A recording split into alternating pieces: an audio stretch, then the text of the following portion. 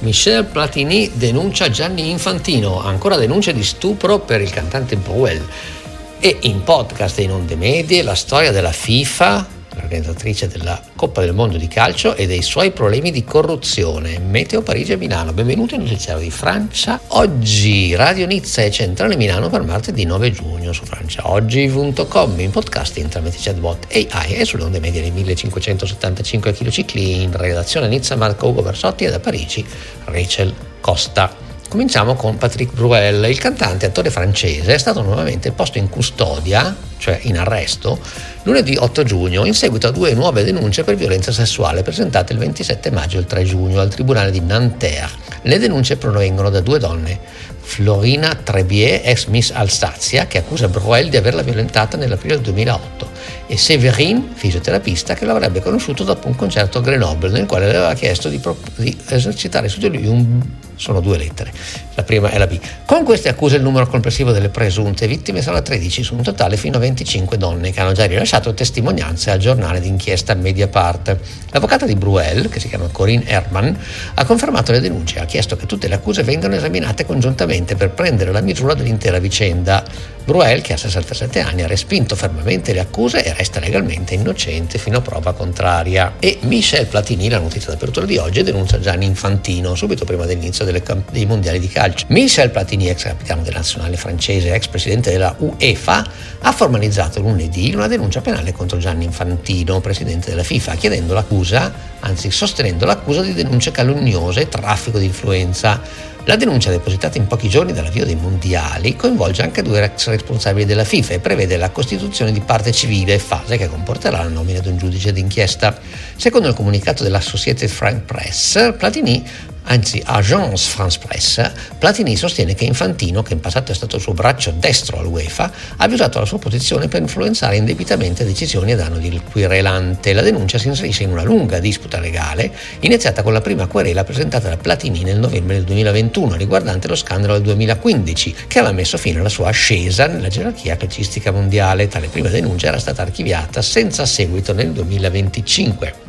Nel corso degli ultimi mesi Platini ha più volte attaccato pubblicamente il presidente della FIFA, definendolo meno democratico di quello dell'epoca di Sepp Blatter e accusandolo di favorire i ricchi e i potenti. Le sue parole, riportate in un'intervista al Guardian, hanno accresciuto l'attenzione mediatica sulla questione proprio in vista del torneo mondiale, che rappresenta il culmine delle attività della FIFA. E proprio su questo argomento debutta oggi in podcasting e in Onde Medie la nostra nuova miniserie, tutta dedicata alla storia della FIFA, l'ente che organizza i mondiali di calcio. Si parte dalle origini nel 1930 per arrivare ai conclamati casi di corruzione che hanno avuto proprio apice proprio con la decisione di organizzare l'evento in Qatar, nazione senza calciatori né stadi né temperature, anzi con temperature impossibili nella stagione estiva. Una cosa che aveva sospettato, anzi fatto nascere subito sospetti di corruzione, poi sostanzialmente confermati dalla rinuncia alla presidenza da parte dello storico Blatter, di cui raccontiamo la storia veramente affascinante in questo podcast che ascolterete in Onde Medie. L'appuntamento è domani alle ore 0:30, mezzanotte 30 per l'Europa, e mercoledì alle 12:30 in podcasting sul nostro canale inglese all'indirizzo che potete trovare sul sito francia24.com. Spazio all'editoriale di Rachel e alle notizie internazionali in inglese. Now the line goes to Rachel for her editorial and for international news in English. Welcome to the Bulletin of Radio Nice in Central Milan for Tuesday, June 9th, 2026 on France Today. In podcasting, via AI chatbot, and on medium waves at 1575 kHz. In the newsroom in Nice, Marco Hugo Barsotti. From Paris, it's Rachel Costa. Online, via podcast, and on medium waves, this is Radio Nizza with Central Milano 1575 kHz. News from France: Patrick Bruel, 2 new sexual violence allegations for incidents from the 2000s. The French singer and actor Patrick Bruel was again taken into custody on Monday, June 8th, following 2 new sexual violence allegations filed on May 27 and June 3 at the Nanterre court. The complaints come from 2 women. Florima Triber, former Miss Alsace, who accuses Bruel of raping her in April 2008, and Severine, a physiotherapist who says she met him after a concert in Grenoble in 2000. With these accusations, the total number of alleged victims rises to 13, out of up to 25 women who have already given testimony to the investigative newspaper Medie.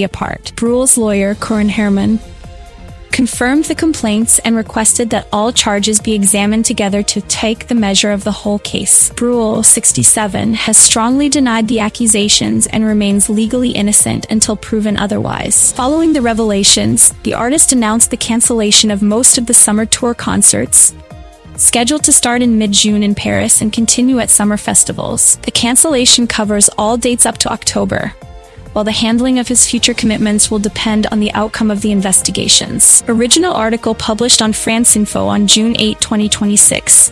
The information comes from judicial sources and the newspaper Medie. Fact check by GPTOSS.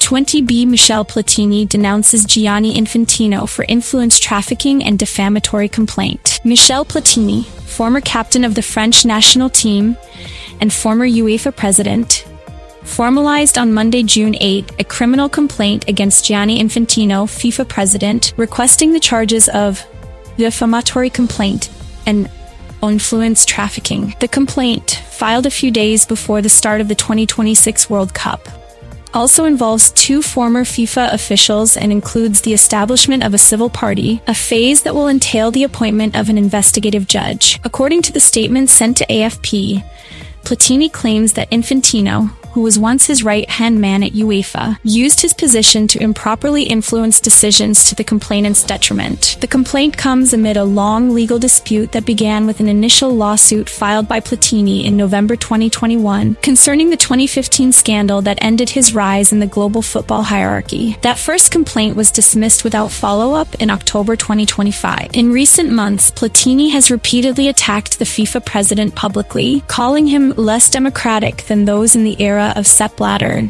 and accusing him of favoring the rich and powerful. His remarks, reported in a Guardian interview, have heightened media attention on the issue right before the World Tournament, which represents the pinnacle of FIFA's activities. The new legal action by Platini therefore marks the latest chapter of a judicial battle that continues to involve the upper echelons of international football and could have significant repercussions on FIFA's governance. The case sits within the broader context of numerous legal proceedings that have involved FIFA in recent years, raising further questions about the organization's transparency and management. Fact check by GPTOS.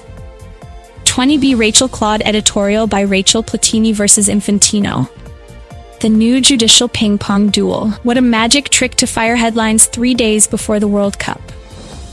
Platini denounces Infantino for influence trafficking, as if football were a Verona drama and not the usual sandal festival. But do we really wonder whether these accusations hide a genuine scam or just another chapter of the classic "Mom always right"? We're just a former fullback. Isn't it easier to point the finger at the current administrator rather than admit that the public is tired of recycled scandals? Journalism here seems a bit too busy filling the air with smoke and too little at tending the fire. They reminded us of the 2021 complaint, the 2025 refusal, and now we have a new civil party constitution. Has anyone actually checked whether the evidence isn't dirtier than the footballers stealing the ball? Or does the net just need another excuse to justify its obsession with top boardroom conspiracies? And while Platini launches accusations of autocratism, he recalls Sepp Blatter's era with an almost pathetic nostalgia. Where is the line between a legitimate complaint and a simple image rehabilitation strategy? Since we're talking about democracy, perhaps the real question is, who really decides who is monocratic in the football world? The fans or the communications agencies selling dramas for breakfast? In short, the drama is set. Lawyers have put on their ties, journalists have loaded their microphones, and we wait in line to see whether the court will take down Infantino's self-censorship or whether the story will close with a moving not found. Meanwhile, the most important match has already started. That of public opinion, which, as always, has already chosen which side to stand on. Con of the day. Monk. Master. Why does Platini, who has hung the ball on the nail, now accuse Infantino of influence trafficking? Master.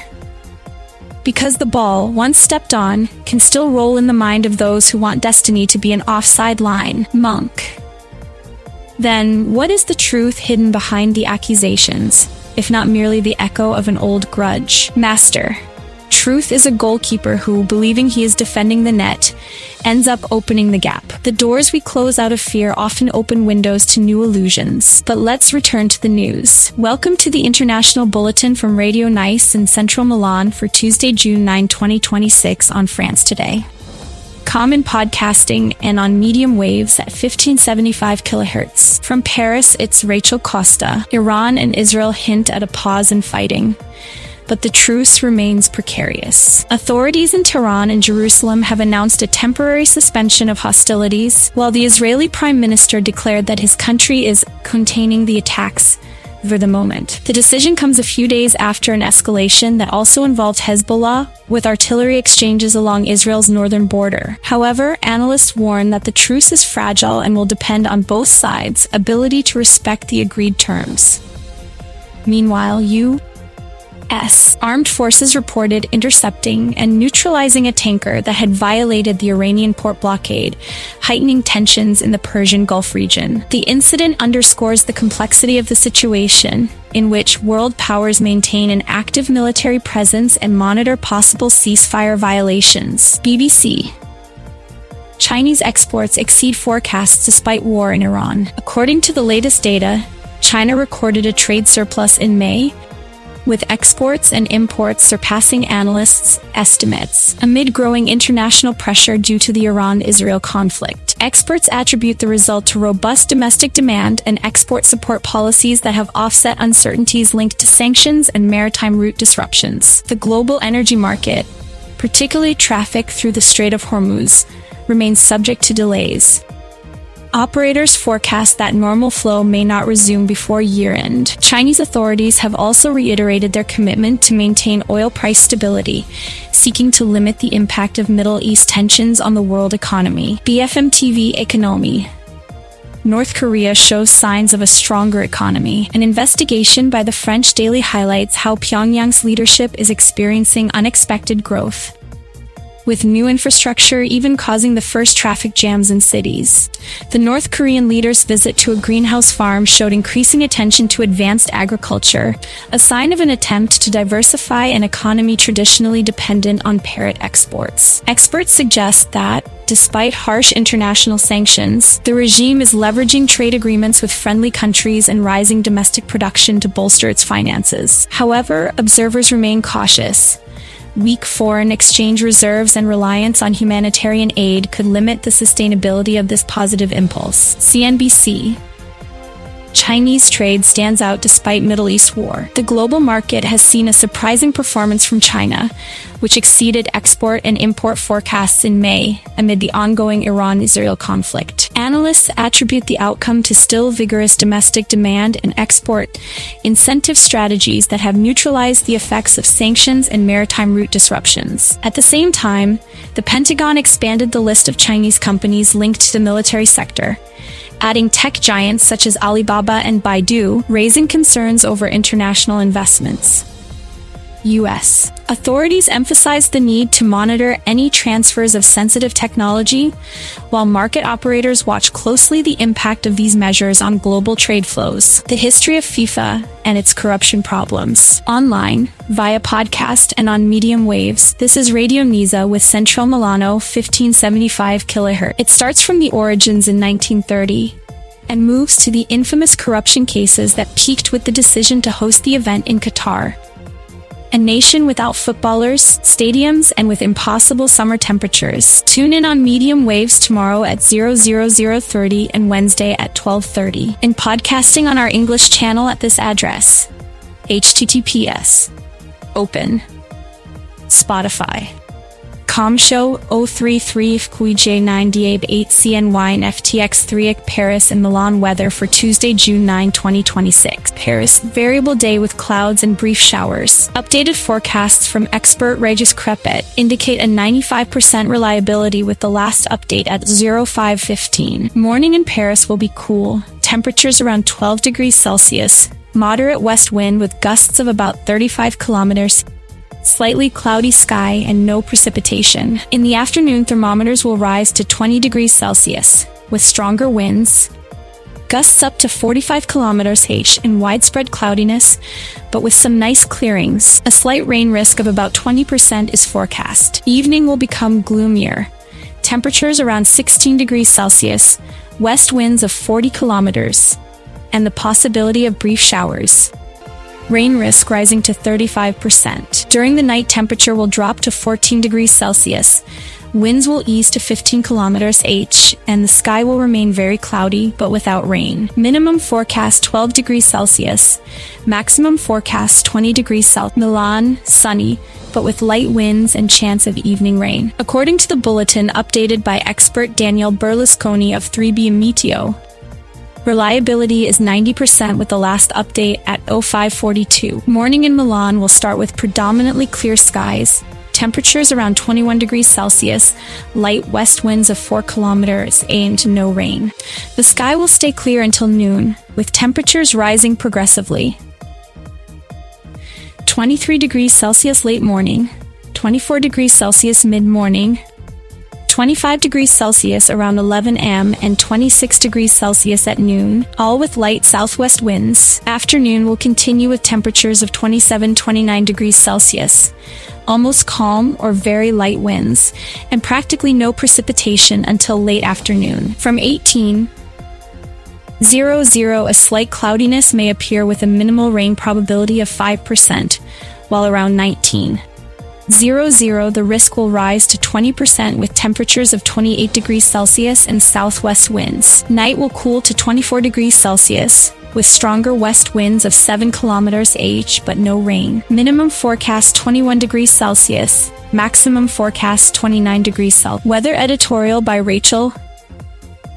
The climate is too hot for apologies. Every time a light drizzle or a gust of wind turns April into May, the whole world stops to complain about climate change, as if meteorology were a new crime to prosecute. Really, are we so fascinated by the dream of blaming every cloud on us, forgetting that the sky has a life of its own far beyond our Instagram posts? And yet nature keeps doing what it has always done, alternating heat with cool, sun with rain, without asking for our approval. All we can do is accept that the thermometer goes up or down and laugh, rather than turning every variation into a climate accusation ready for newspaper headlines. If the climate were truly at our command, perhaps we would have already invented a way to have summer all year long without sweating.